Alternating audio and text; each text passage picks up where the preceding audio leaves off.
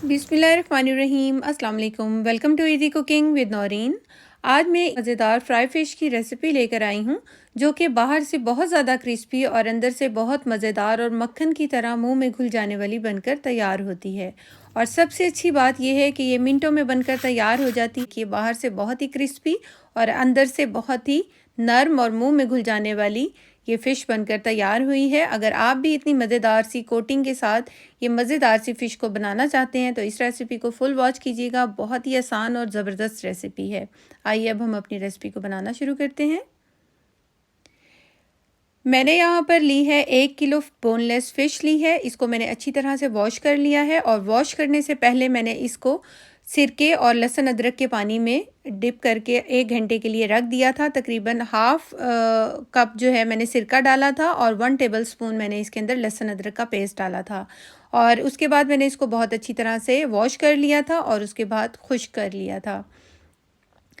और अब हम फ़िश की मैरिनेशन तैयार करते हैं, जिसके लिए मैंने एक बोल ले लिया है। उसके अंदर हाफ़ टी स्पून नमक ऐड करेंगे, हाफ़ टी स्पून सुर्ख मिर्च का पाउडर डालेंगे, 1/4 टीस्पून काली मिर्च का पाउडर डालेंगे और 1/4 टीस्पून ही मैंने यहाँ पर लहसुन का पाउडर डाला है। आप इसकी जगह लहसुन का पेस्ट भी ले सकते हैं।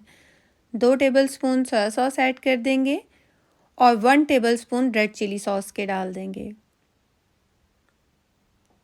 अब इसको और भी मज़ेदार और चटपटा सा बनाने के लिए मैं इसके अंदर ऐड कर रही हूँ 1 अदद लीमू का रस। हाफ़ लीमू का रस मैं यहाँ पर डालूँगी। मेरे पास बड़े साइज़ का लीमू था तो मैंने हाफ़ लीमू का रस इसके अंदर ऐड किया है।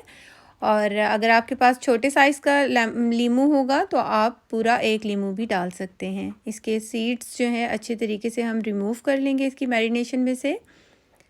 और यहाँ पर अच्छी तरह मिक्स करने के बाद ये हमारी जो है फ़िश के लिए मैरिनेशन तैयार हो गई है। अब हम एक एक पीस को उठाएंगे और इसको अच्छी तरह से मसाले की कोटिंग कर देंगे। बहुत अच्छे तरीके से हमने मसाला लगाना है सारा। इस तरह से हमने हाथों की मदद से बहुत अच्छे तरीके से इसको कोट कर देना है पूरे मसाले के अंदर। और चारों पीस को मैंने यहाँ पर मसाला लगा दिया है और अब हम इसको तकरीबन आधे घंटे के लिए ढक कर रख देंगे। उतनी देर तक हम दूसरे काम कर लेते हैं। यहाँ पर मैंने लिया है एक बोल और इसके अंदर सबसे पहले हम ऐड कर देंगे 1 कप मैदा। 2 टेबलस्पून मैं कॉर्नफ्लोर के डाल रही हूँ, जिससे ये बहुत ही क्रिस्पी बनकर तैयार होगी। और 1 टीस्पून मैं यहाँ पर नमक का ऐड कर रही हूँ। 1 टीस्पून ही मैंने सुर्ख मिर्च का पाउडर डाला है। हाफ़ टी स्पून काली मिर्च का पाउडर, हाफ़ टी स्पून लहसुन पाउडर और 1/4 टीस्पून इसके अंदर बेकिंग पाउडर डालेंगे और इन सब मसालों को अच्छी तरह से मिक्स कर देंगे। ये फ़िश की ब्रेडिंग तैयार हुई है। और अब हम इसके कोटिंग के लिए एक मिक्सचर तैयार करते हैं, जिसके लिए 1 कप मैंने लिया है मैदा और 1 टेबलस्पून कॉर्नफ्लोर का डाला था, हाफ़ टी स्पून नमक, हाफ़ टी स्पून सुर्ख मिर्च का पाउडर ऐड किया है, 1/4 टीस्पून काली मिर्च डाली है और 1/4 टीस्पून ही मैंने यहाँ पर डाला है बेकिंग पाउडर और हाफ़ टी स्पून लहसुन का पाउडर डाला है। अच्छी तरह से इसको भी मिक्स कर देंगे। सारे मसाले वही रहेंगे जो कि हमने फ़िश की मैरिनेशन में इस्तेमाल किए हैं और इसकी कोटिंग में और इसकी ब्रेडिंग में हमने वही मसाले इस्तेमाल करने हैं। और अब हम इसको जो है इसकी कोटिंग तैयार करने के लिए मैं इसके अंदर स्प्राइट डाल रही हूँ। मेरे पास सोडा वाटर नहीं था। अगर आपके पास सोडा वाटर होगा तो आप वो डाल सकते हैं। बेसिकली इसमें सोडा वाटर डाला जाता है, तो मेरे पास वो नहीं था। स्प्राइट भी वही काम करती है जो कि सोडा वाटर ने करना होता है। और अच्छी तरीके से हमने इसकी पतली सी एक मैरिनेशन तैयार कर लेनी है इस तरीके की। ये देखिए, इतनी इसकी कंसिस्टेंसी होनी चाहिए। और यहाँ पर मैंने एयर फ्रायर लिया है और फ़िश फ्राई के साथ ये वाली फ़िश फ्राई के साथ चिप्स बहुत ही मज़ेदार लगती है, तो मैं इसको फ्रोज़न फ़िश ली है और इसको मैं एयर फ्रायर में रख रही हूँ। जितनी देर तक चिप्स हमारी तैयार होगी उतनी देर में ही हमारी फ़िश भी तैयार हो जाएगी। फ़िश को रखे हुए मैरिनेशन में तकरीबन आधा घंटा हो गया है और आधे घंटे के बाद हम इसकी साइड चेंज कर देंगे ताकि ये फिर से अच्छी सी कोटिंग हो जाए मसाले की। और इसके बाद हम इसको मैदे की बहुत अच्छे तरीके से ब्रेडिंग करेंगे। इस तरह से दबा दबा के नहीं करना, वरना फ़िश बहुत नाजुक होती है और वो ख़राब हो जाती है।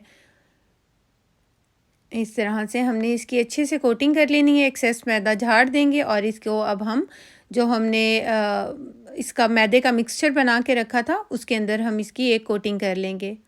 हमने इसकी बहुत मोटी कोटिंग नहीं करनी, बड़ी ही पतली सी कोटिंग करनी है। एक्सेस कोटिंग को निकालते हुए हम इसको फ्राई कर लेंगे। फ्राई करने के लिए मैंने ऑयल को मीडियम फ्लेम पर अच्छे से गर्म कर लिया है। देखिए, ऑयल सिर्फ इतना ही गर्म होना चाहिए। तेज़ गर्म ऑयल में फ़िश को फ्राई नहीं करना, वरना फ़िश अंदर से कच्ची रह जाएगी और बाहर से जो है वो उसका जो है रेड हो जाएगी बहुत जल्दी।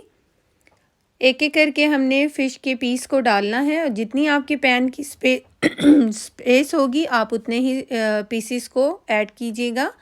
और 2 से 3 मिनट के बाद मैंने इसका साइड चेंज की है और 2 से 3 मिनट ही हम दूसरी साइड से इसको फ्राई करेंगे अच्छे तरीके से। ये देखिए कितना खूबसूरत सा प्यारा सा कलर आ गया है और ये अंदर से भी बहुत अच्छे तरीके से पक चुकी है। इस तरह से ऑयल इसका निकालते हुए हमने इसको किसी भी स्ट्रेनर में रख लेंगे ताकि इसका एक्सेस ऑयल भी निकल जाए और ये बेहतरीन सी हमारी फ़िश बनकर तैयार हो गई है। इसी तरह हमने फ़िश के सारे पीसेस को फ्राई कर लेना है।